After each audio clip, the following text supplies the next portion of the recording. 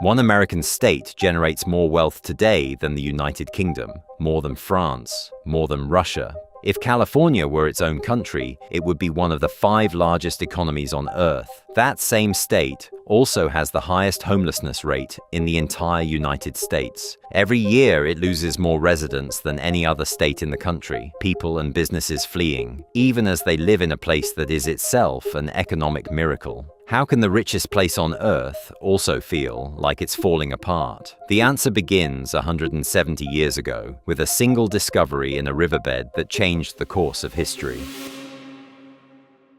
January the 24th, 1848. A carpenter named James Marshall is building a sawmill along the American River in California, which at that point isn't even part of the United States yet, only just taken from Mexico, still without any formal status. Marshall looks down into the ditch, sees a glint in the water. He picks it up, bites it, hits it with a hammer. The metal doesn't break. It's gold. The landowner, John Sutter, tries to keep it secret. He knows the news will wreck his plans to expand his estate. He tells his workers to stay quiet, but the secret leaks within weeks, then months. And by December of that same year, the President of the United States himself, James Polk, publicly confirms the discovery before Congress, presenting a package of gold sent from California. That one presidential sentence changes the course of history. At the start of 1848, California is practically empty. Fewer than 700 non-native residents live there. 2 years later, 100,000. People sell their homes, take out loans, leave their families behind, just to reach a place almost no one had heard of until recently. San Francisco, a sleepy settlement of 200 people, turns into a booming city of 36,000 in just 4 years. But gold itself isn't the most interesting part of this story. What's truly remarkable is everything that happens around it. For the first 2 years of the gold rush, California has no state government, no tax system, no official banks. Residents, still reeling from a string of catastrophic banking crises back east, deliberately write a ban on state-chartered banks into their first constitution. Almost overnight, hundreds of thousands of people are trying to build an economy where, just a moment earlier, almost nothing existed. The result?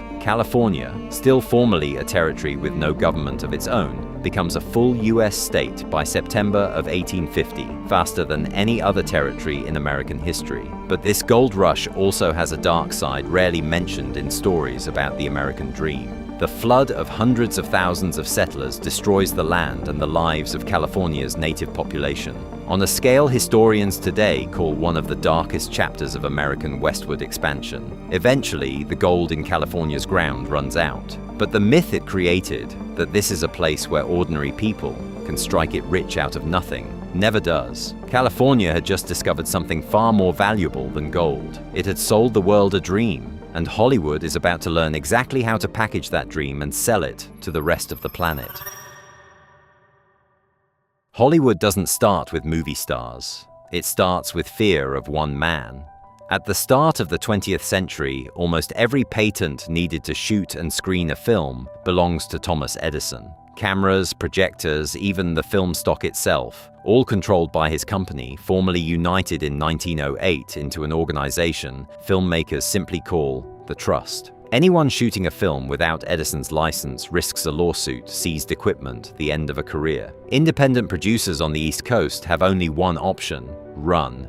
California turns out to be the perfect hideout, not just because the sun shines there year-round, letting them shoot without interruption, unlike the freezing cameras back east. California judges are noticeably less sympathetic to Edison's monopoly than their East Coast counterparts. And even when federal marshals arrive in Los Angeles with a court order, the cross-country trip takes so long that a production has often already packed up and moved elsewhere. Some studios shoot literally a few hundred yards from the Mexican border, according to accounts from the era, ready to cross it at a moment's notice if an injunction showed up mid-shoot. What starts as an escape from a lawyer in New Jersey turns, within a few years, into a factory the world has never seen before. In 1915, an American court finally breaks Edison's monopoly, ruling it in violation of antitrust law. The independent producers who survived in California, thanks to their geographic advantage, are already in place, ready to take over the entire market. The studios the whole world knows today, Paramount, Universal, Warner Brothers, build their empires on exactly this foundation. By the 1920s, Hollywood produces more films than anywhere else on Earth. During the First World War, Europe's film industry, until then the world leader, centered in France and Italy, is devastated by the war. Hollywood fills that gap and never gives it back. California had learned to sell the dream of gold back in 1848. Now it's learning something even more powerful: how to package any dream into a 2-hour show and sell it to the entire planet, in every language, in every culture, without exception. But films are still just stories thrown up on a screen. A few dozen miles away, in a valley nobody's heard of yet, something is being born that will stop being just a story and start physically reshaping how all of humanity lives.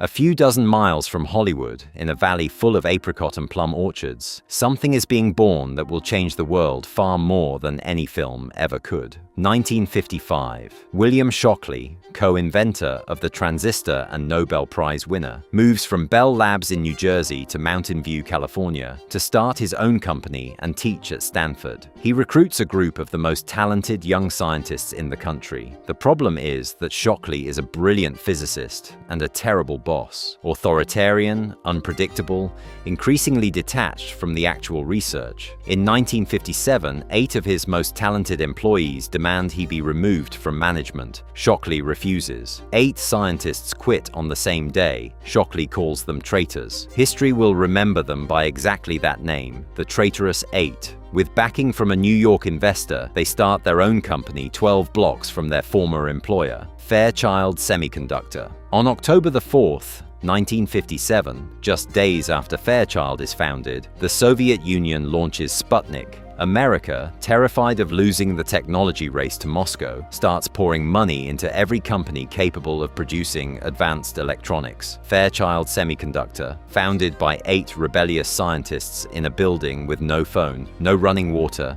no bathroom, grows from 12 employees to 12,000 within a decade. But that's not the end of this story. It's only the foundation.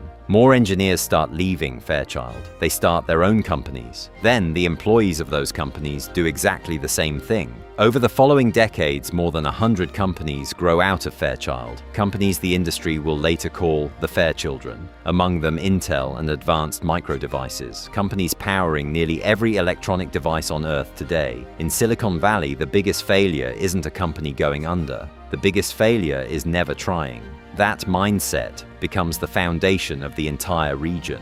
Decades later, the Valley of Apricot Orchards gets a new name, taken straight from the material used to make semiconductors, Silicon Valley. From that same foundation grow the next generations of companies. Apple, founded in a garage in Los Altos. Google, starting out as a PhD project at Stanford. 8 people who were simply fed up with their boss unknowingly created the blueprint California would use to build its wealth for the next 7 decades. Take the risk, build it, leave, start over. But the same mechanism that made California the richest place on Earth is about to start building a problem the state is still struggling with today.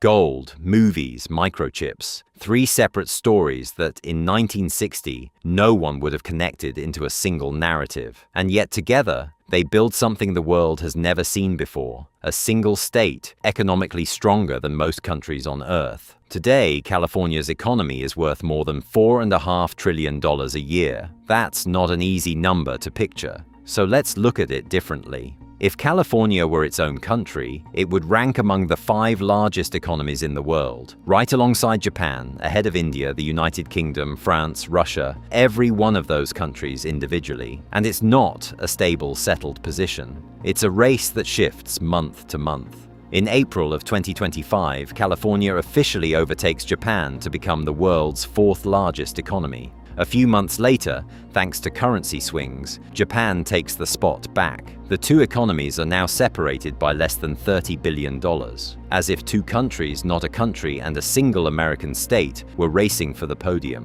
Where does this wealth come from? Not one source, but 3, stacked on top of each other like waves. Silicon Valley today generates more venture capital funding than the rest of the United States combined. 58 Fortune 500 companies are headquartered in California. 33 of the world's 50 leading AI companies operate right here. Hollywood still exports culture to every corner of the globe, generating tens of billions of dollars a year just from licensing and production. And beneath all of it, less visible but enormous, lies a third layer: agriculture. California's Central Valley, a region tourists rarely ask about, produces roughly a third of all the vegetables grown in the United States and two-thirds of its fruits and nuts. Practically every almond snack eaten in America comes from the same state that designs the microchips powering artificial intelligence. Gold created the myth. Hollywood sold it to the world. Silicon Valley turned it into reality, and agriculture, quietly, feeds all of it from the kitchen. Together, these three layers build an economy that, on paper, looks like a flawless miracle.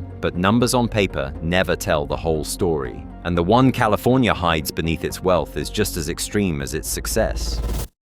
Here's the paradox. The exact same mechanism that made California one of the richest places on Earth started creating its biggest problem. And it all began with something that, on the surface, looks like success. Too many people wanted to live here. As Silicon Valley started generating fortunes and Hollywood kept drawing in wave after wave of dreamers, demand for land in California exploded faster than the state could build. Between 2000 and 2021, rents in California rose 38%. Renters' incomes over that same period rose just 7%. For a teacher, a nurse, a firefighter, buying a home where they work didn't just become difficult, it became mathematically impossible. For many people, only two options remain: leave or stay. Some choose Texas, others stay, and end up without a roof over their heads. California today has the largest homeless population in the entire United States. Nearly 187,000 people, almost half of all unsheltered homeless Americans anywhere in the country, live right here.